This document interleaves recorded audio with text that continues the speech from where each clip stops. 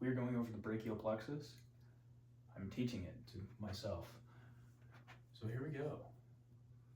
Start off, we have our roots here.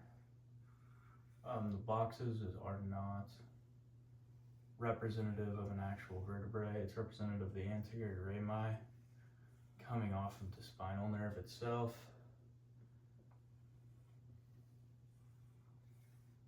So we got C5, C6, C7, C8, and we got T1. Coming off the roots itself, we have two nerves. I'm going to go through and draw the whole structure and then label the nerves after. So we have one coming off of C5 itself, and then C5, 6, and 7 combine to make one nerve as well. C7 just comes off by itself, and then T1 and C8 and C5 and C6 come together to form the trunks, which I can certainly do a better job drawing than that. There we go. All right, so that's the trunk as well as that. So we have our roots here. We have our trunks here.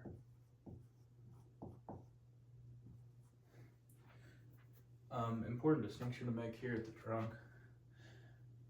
This is where we draw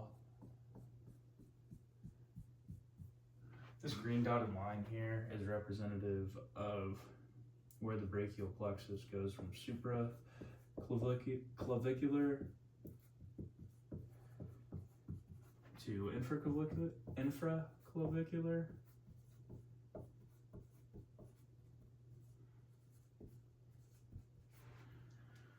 Ooh, that was very angled.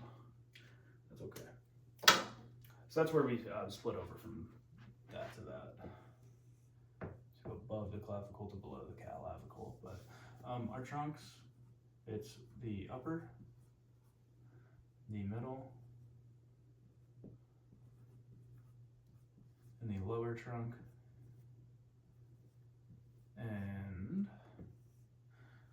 the roots have two nerve branches coming off of it. The trunk also has two, both of them coming off of the upper. Next we have divisions. All of these divide into anterior and posterior parts. And that. This bottom one is reversed for drawing sake. And then these are the divisions.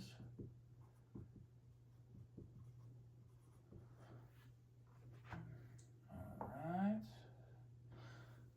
Divisions here are anterior of the upper trunk and anterior of the middle trunk.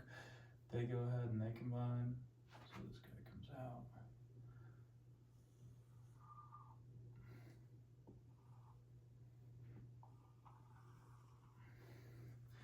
All the posteriors go ahead and meet up.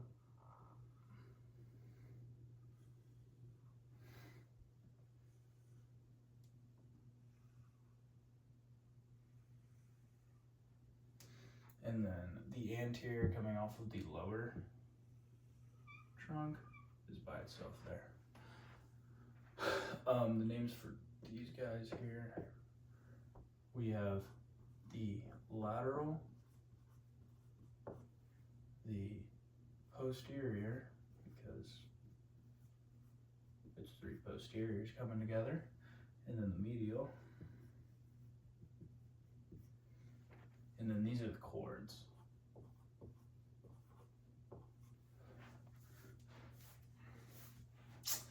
And then we have our final branches here into the nerves that go down the arm. Our medial, we have two coming off of it.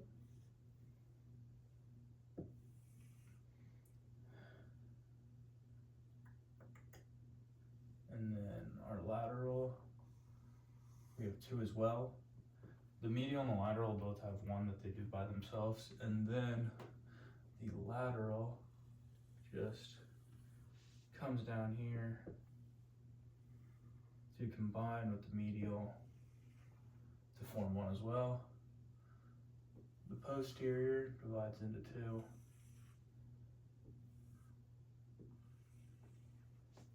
As well. Coming off the medial and the posterior and lateral, we have branches as well. We have 3 coming off the medial cord here. Posterior, we also have 3. Let me slide that over a little bit so this doesn't get messy.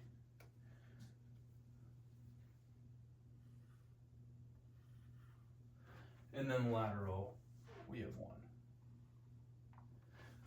All right, so now we have all of our nerve branches here. Let's go through and let's label all these. So coming C5, 6, and 7, that forms the long thoracic nerve. And let's just go ahead and get what muscles they innervate going to as we go. The long thoracic, that innervates the serratus anterior.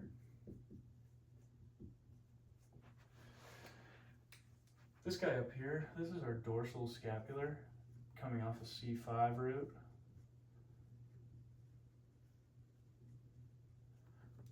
That innervates 3 different muscles. We have the rhomboid major, we have rhomboid minor, then we have levator scapulae. We go ahead and come to the upper here. Try not to destroy my drawing as I go. We have suprascapular. The suprascapular runs through the suprascapular nerve runs through the suprascapular notch in the spine of the spine of the scapula. Sorry, brain just shut off there. The spine of the scapula. And that innervates supraspinatus and infraspinatus.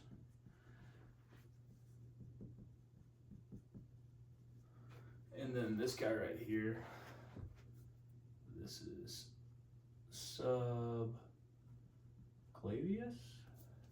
And then that's going to head and innervate. You guessed it. Oh, not subclavius.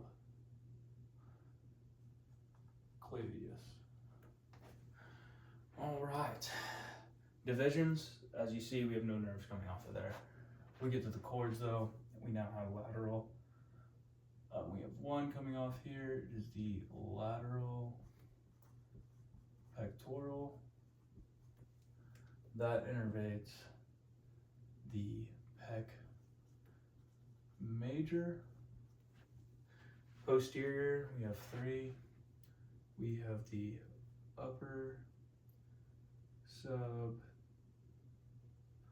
scapular, and that is going to go ahead and innervate subscapularis.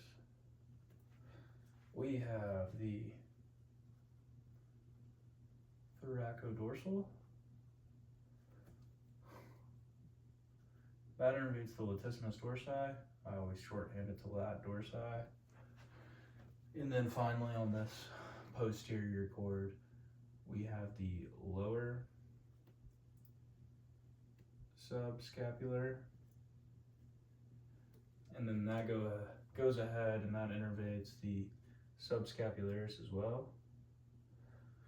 And then also, that one goes ahead and gets the teres major.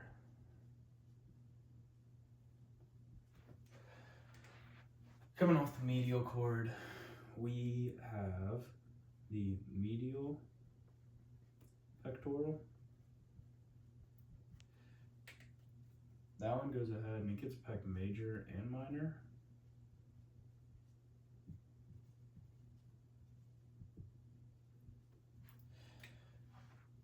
These two right here, they're the medial branch of the cutaneous brachium, and then the cutaneous antebrachium.